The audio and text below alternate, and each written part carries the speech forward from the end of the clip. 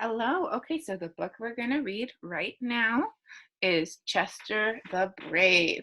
And this book is written by Audrey Penn and illustrated by Barbara L. Gibson. Chester the Brave.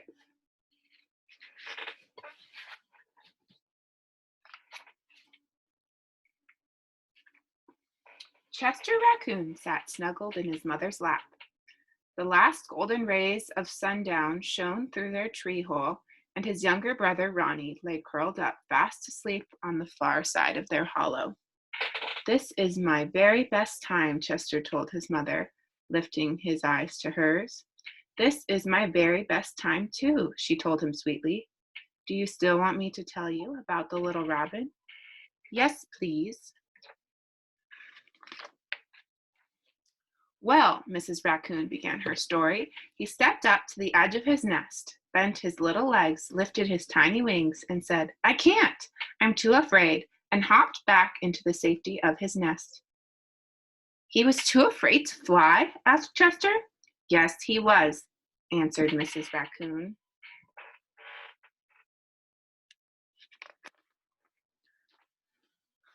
Chester looked very worried. He drooped his head and stuck out his lower lip. Did little Robin think it was okay to be afraid? "He thought it meant he wasn't brave," explained Chester's mother. "You see, the little Robin's brother and sister flew their very first time, and he thought that meant that they were very brave. And if they were very brave, he thought it meant he wasn't."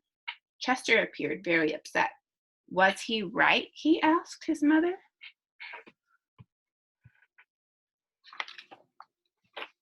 Mrs. Raccoon smoothed out the fur on top of Chester's head. "Well, the little Robin's father told him that it wasn't that his brother and sister were brave, it was the fact that they were simply weren't bothered." Chester lifted his head and peered up at his mother. "What's that mean?" Mrs. Raccoon laughed. The little Robin wasn't sure what it meant either, so his father asked him if he was bothered when he was eating worms.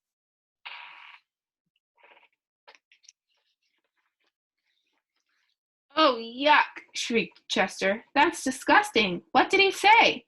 "He said he wasn't bothered eating worms at all. He said he loved eating worms, especially the big, long, thick, stretchy kind." "Oh, blech!" bleated Chester. His nose and mouth twisted and squished together, and his entire body shuddered. "Eating worms would bother me."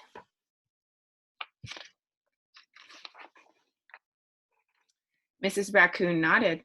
"It would bother me too," she confessed. Then the little Robin's father asked him if he was bothered when he was singing, and the little birdie began tweeting and said he wasn't bothered when he was singing at all.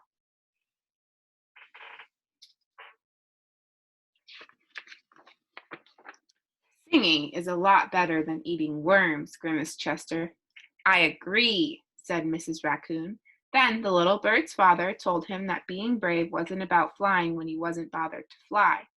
Being brave was about flying when he was bothered to fly, but found the courage to fly anyway because he knew he must.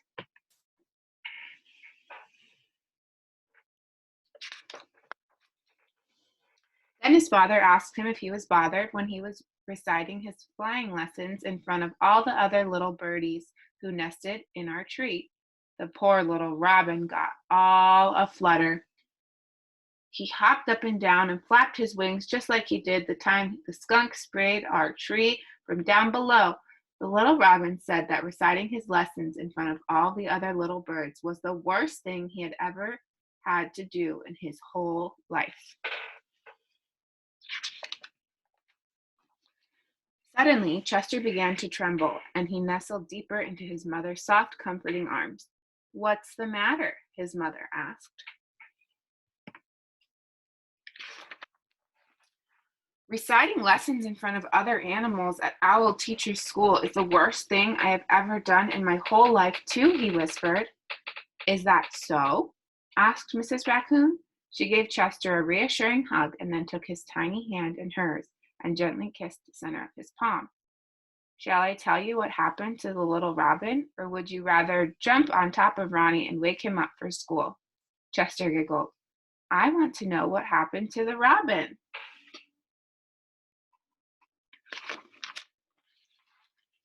Well, the very next day, the little robin's mother tucked one of her own tiny flight feathers into his wing and told him it was for good luck.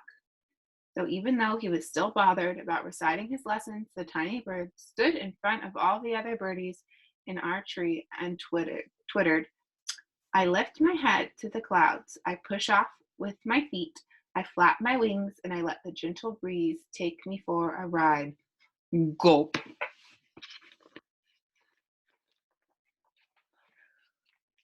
And while he was still afraid to fly, he found the courage he needed and said to himself, I am very brave. Then he stepped up to the edge of his nest, spread his wings, pushed off with his feet, and flew away. After all, he was a very brave little robin. Hooray! Clapped Chester.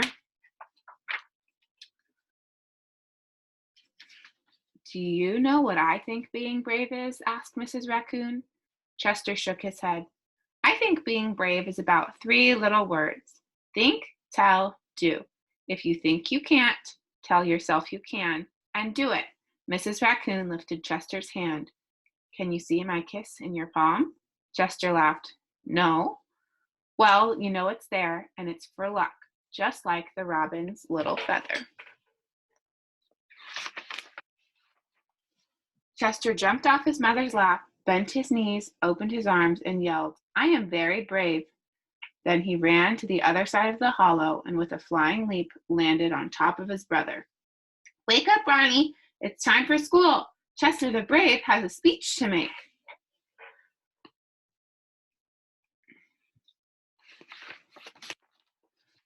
Later that night, Chester Raccoon stood on a branch at Owl Teacher's school. He remembered what his mother said about think, tell, do. If I think I can't, I tell myself I can, and do it. And he found the courage he needed to tell himself, I am very brave. Then he opened his hands, and there, in the middle of his palm, was his mother's gentle kiss for good luck.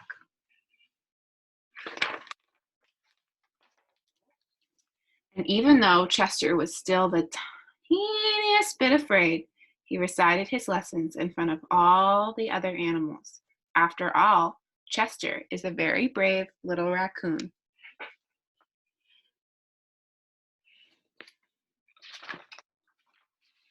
The end.